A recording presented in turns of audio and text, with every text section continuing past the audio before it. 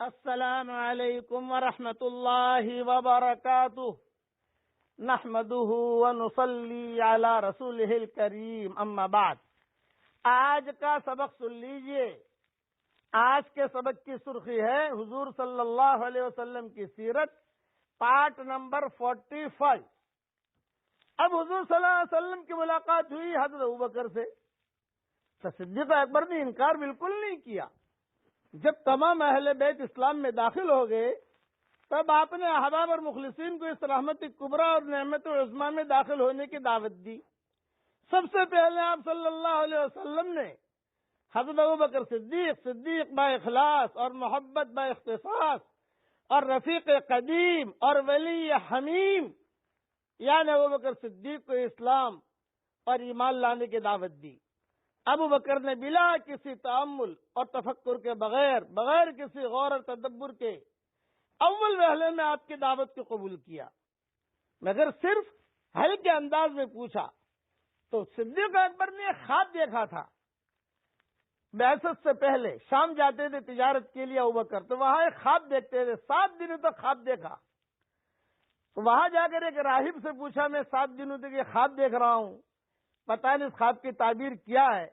علماء نے لکھا ہے کہ کوئی بھی مرد یا عورت مسلسل کوئی خواب دیکھے تو ضرور کسی جاننے والے سے اس کی تعبیر لینی چاہیے، لیکن اپنی جو تمہاری حور ہے نا، حور، اس سے تعبیر مت لینا۔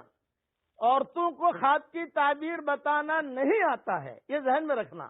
ان کی مزاج میں تیزی ہوتی ہے، وہ فوراً دھڑلنے سے جواب دے دے گی۔ نہیں، کسی بھلے آدمی کے پاس جاؤ اور اس کے پاس وقت لو اور اس کے جا کر اپنا خواب بیان کرو۔ چنانچہ ابوبکر صدیق نے وہ راہب سے پوچھا، تو راہب اتنا بوڑھا تھا کہ اس کی بھویں لٹک رہی تھی۔ اس نے اپنی بھویں اوپر کی، دیکھا چہرہ اور یوں کہا، بیٹا کہاں سے آئے ہو؟ یہ شام کا قصہ ہے، تجارت کے لیے جاتے تھے۔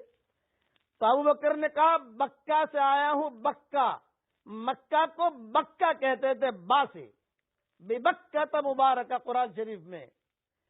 تو راہب نے تعبیر دی کہ وہاں تمہارے یہاں ایک نبی ظاہر ہونے والا ہے، اس کی زندگی میں تم اس کے وزیر بنو گے اور اس کے دنیا سے جانے کے بعد تم اس کے خلیفہ بنو گے، یہ تعبیر دی۔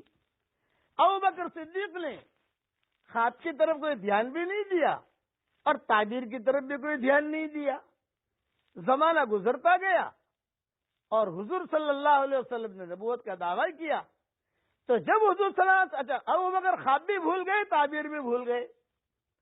اب جب حضور صلی اللہ علیہ وسلم نے نبوت کا دعویٰ کیا تو صدیق اکبر نے ہلکے انداز میں کہا، محمد میں مسلمان تو ہو جاتا ہوں، لیکن یہ کہ اتنی بڑی چیز ہے، کوئی تھوڑی دلیل ہونی چاہیے، کوئی یہ۔ تو حضور نے فوراً کہا، تم دلیل مانگ رہے ہو؟ دلیل رؤیاک الذی رأیتہا فی الشام، تیرا وہ خواب جو تو نے شام میں دیکھا تھا۔ جب حضور نے زور سے کہا، رؤیاک الذی رأیتہا فی الشام، جو تو نے وہ خواب جو شام میں دیکھا تھا، ابوبکر کو خواب یاد آ گیا اور فوراً ابوبکر رونے لگے، ایک دم سے رونے لگے اور اب حضور کو سینے سے لگا لیا اور کہا، اشہد ان لا الہ الا اللہ واشہد ان محمد رسول اللہ، کہ آپ اللہ کے سچے نبی ہے۔ خواب یاد آ گیا صدیق اکبر کو اور وہ بوڑھے کی تعبیر بھی یاد آ گئی۔ آپ نے صدیق کو پیش کیا اور ابوبکر نے تصدیق کی۔ ایک ہی تصدیق نے صدیق بنا دیا۔ چنانچہ حدیث میں ہے کہ میں نے جس کسی پر بھی اسلام پیش کیا وہ اسلام سے کچھ نہ کچھ ٹھہرا رہا۔ کوئی 1 دن کے بعد مسلمان ہوا، کوئی 3 دن کے بعد مسلمان ہوا، کوئی 5 دن کے بعد مسلمان ہوا، کوئی 6 دن کے بعد مسلمان ہوا، مگر ابوبکر کہ میں نے اسلام قبول کیا، میں نے اسلام پیش کیا، اس میں انہوں نے اسی مجلس میں اسلام قبول کر لیا۔ حضرت علی جیسے ایک رات تک ٹھہرے رہے، سوچتے رہے کہ پتہ نہیں یہ کیا کر رہے ہیں محمد اور خدیجہ، یہ کیا اٹھ بیٹھ کر رہے ہیں۔ حضرت علی بعد میں جو ہے رات بھر دیکھتے رہے، جھانک جھانک کرتے رہے کیا کر رہے ہیں۔ کتابوں میں یہ بھی لکھا ہے کہ بچیاں پیدا ہو چکی تھی حضرت خدیجہ کے پیٹ سے، تو بچیاں بھی تھوڑی بڑی ہو گئی تھی۔ کون سے بچی پہلے آئی، کیسے پیدا ہوئی، کیا ترتیب ہوئی، ان کی تحنیک کا اور ان چیزوں کا اس زمانے میں کیا دور تھا، وہ جب بچیوں کا دور آئے گا، جب وہ سبق آئے گا اس میں انشاءاللہ بیان کروں گی. تو بچیاں بھی حضرت خدیجہ اور حضور صلی اللہ علیہ وسلم کے ساتھ نماز پڑھتی تھی اپنے اپنے اعتبار سے. اپنے اپنے اعتبار سے نماز پڑھتی تھی. حضور کھڑے ہوتے تو وہ بھی کھڑے ہو جاتی. جب وہ سدا کرتے تھے, اگر جیسے دو پٹا اوڑھتی حضرت خدیجہ تو وہ بھی اپنا کہتی کہ اماں ہمیں پہنا, ہمیں پہناؤ. یہ انشاءاللہ ان کی پیدائش کا جب بیان کروں گا لڑکیوں کا, حضور صلی اللہ علیہ وسلم کے اولاد کا, اس میں مضمون انشاءاللہ آئے گا. اب حضور اکرم صلی اللہ علیہ وسلم نے صدیق اکبر کو دعوت دی, خواب بھی پیش کر دیا, وہ مسلمان ہو گئے. اب گویا کہ کتنے لوگ مسلمان ہوئے؟ حضرت خدیجہ, ورقہ ابن نوفل, حضرت علی, زید ابن حارثہ اور ابو بکر صدیق. ایک جماعت بن گئی مختصر.